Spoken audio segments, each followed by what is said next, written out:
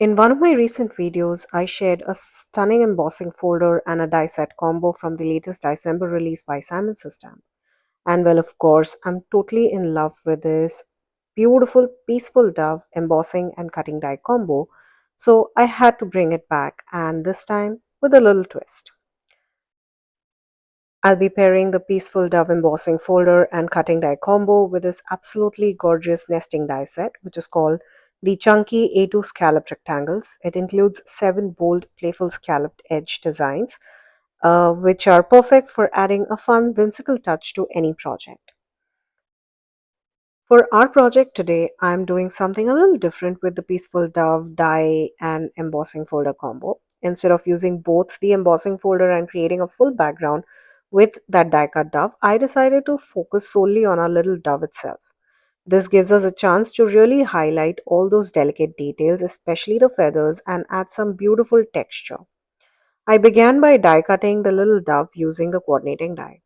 One of the things I absolutely love about these coordinating dies is that how perfectly the die cut piece fits into the matching slot of the embossing folder.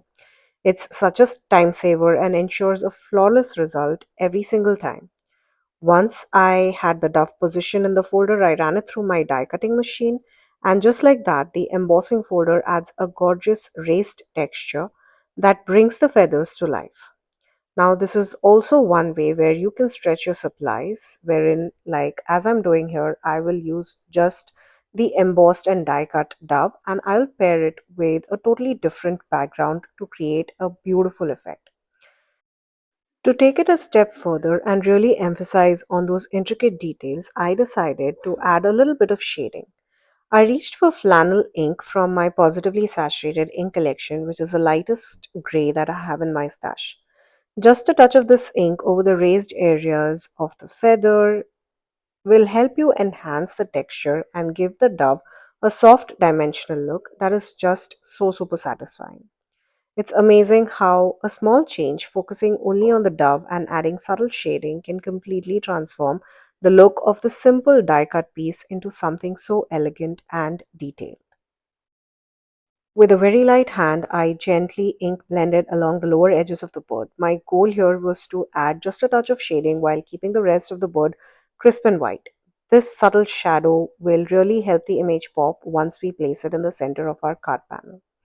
Now for this, I'm using my mini ink blending brush from Cat Scrappiness, which is perfect for getting in those tiny little spaces without overdoing it. You'll also notice there is a purple tray holding my ink pad. That's the new MAC ink tray from Glassboard Studio. It has a magnetic hold and non-slip base, making it perfect for your magnetic glass mats. It keeps everything in place while you work. Also, once I'm done with ink blending, I like to give my glass mat a quick clean with by simply adding a spritz of water and wiping it down with a microfiber cloth. This helps prevents any cross contamination of colors and keeps the next step of the project looking fresh and clean. This is one of the reasons I absolutely love my glass mat. It makes ink blending so much more easier and cleanup is a breeze. I will then color the beak of the dove with my alcohol markers and add a little black dot using my gel pen around the eyes of the dove. You can also use little gems or sequin mixes for the eyes, but I prefer using my gel pen instead. Our little dove is almost ready and it looks absolutely beautiful and elegant. Its delicate feathers, enhanced with that subtle texture and shading, give it a soft, graceful presence that feels both peaceful and refined. It's amazing how such a simple design can feel so sophisticated and striking on a card. Now that our main focal point is ready, it's time to work on our background.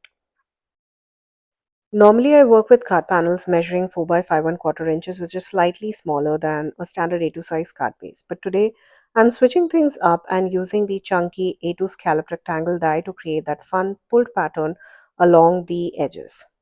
Now, there are 7 dies in the set, and I have chosen the second largest one to cut my card front using this absolutely gorgeous pink cardstock.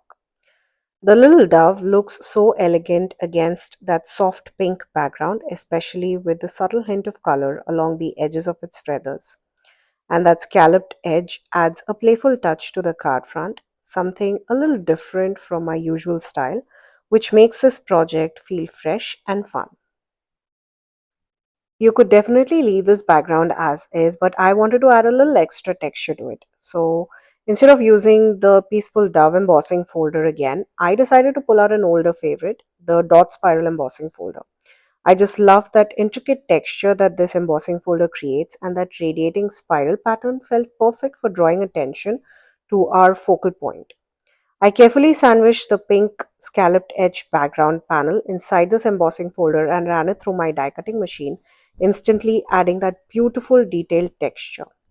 But well, this embossing folder is very detailed, so I made sure I spritzed the panel with some water before running it through my die cutting machine. The panel did stick a little bit to the embossing folder, but you could use any pokey tool and just lift off one edge of the panel and then just pull it out.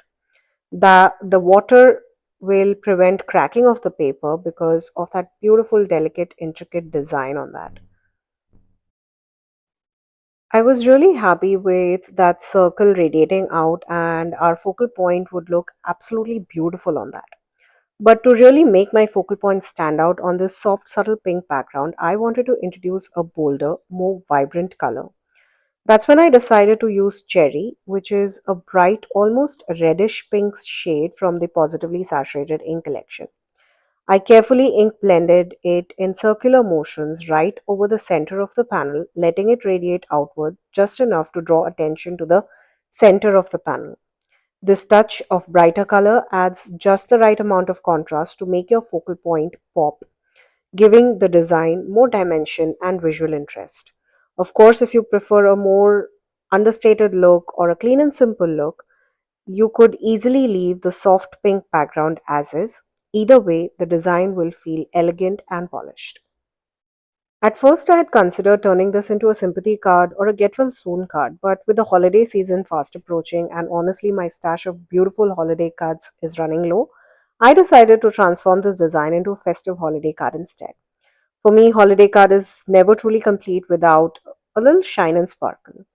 Just like in my previous project where the dove held a delicate golden branch, I wanted to add the same festive touch here as well. So I reached out for the same autumn arrangement die set and die cut a small bunch of leaves from glitter cardstock by Your Paper Insider. I trimmed the larger branch down to just 3 leaves and carefully adhered it to the beak of our little dove. This simple detail instantly adds a touch of elegance and holiday magic, making the card feel complete and festive. Even with all that beautiful dimension from the textured background and the embossing on our dove, I felt that this little bird deserved to be the true focal point of the card. I really wanted it to stand out and draw the eye immediately. To achieve that, I added small pieces of foam tape to the back of the dove and the little leaves and carefully popped it right in the center of the card panel. This simple step adds just the right amount of dimension and makes the dove feel like it's truly taking center stage, while still letting the textured background complement and enhance the overall design. For my sentiment, I decided to go with the die cut design. I pulled out the Holiday Duo die set, which is again from the previous release by Simon. Now, this includes 2 words. We have joy and merry in that beautiful, delicate font, along with the coordinating shadow layers. I cut the word joy from the same gold glitter cardstock by Your Paper Insider that I used for those little leaves on the dove. That way, the whole design matches and complements each other and looks cohesive. And for the shadow layer, I chose Thick Vellum, again by Simon's Stamp, which adds a soft, elegant dimension without taking away from the sparkle of this whole design. You could definitely add sub sentiments here, like sending joy or maybe joy to you and yours. You could use stamped sentiments for that. Now, I also wanted to highlight another new tool from Glassboard Studio, which is the Craft Catcher. It comes in a set of 3, and I have been using it on and off for all my projects because it's perfect for holding tiny die cut pieces like this one, small embellishments, and even scraps or backers from foam tapes. It is such a handy tool. You can move it around as you see me doing here, or if you look closely, I have one tray positioned in the upper right corner of the glass mat. These trays slide neatly under the mat, so you can easily sweep all your scraps straight into them, keeping your workspace tidy and organized while you craft. Coming back to our project, I went ahead and carefully glued the word joy onto the vellum shadow piece using just the tiniest drops of glue. You really want to be careful here because any excess glue would show through the vellum and affect the final look. Once my sentiment was ready, I adhered it onto the card front, placing it right below the dove, again using liquid glue for that secure hold. Now, I am using my reverse tweezers for this because I don't want any of that glue to be sticking to my hand. Now, since the card surface is quite textured and I wasn't using a lot of glue here, I decided to place a stamp block over the sentiment while the glue dried. Now, again, be very careful when applying your glue here. You don't want any of that glue to be oozing out from underneath that vellum. Now, keeping a stamp block will help ensure that the piece stays in place without sliding or shifting. Once the glue was completely dry, I added some foam tape to the back of the entire panel and popped it up onto a top folding A2 size card base.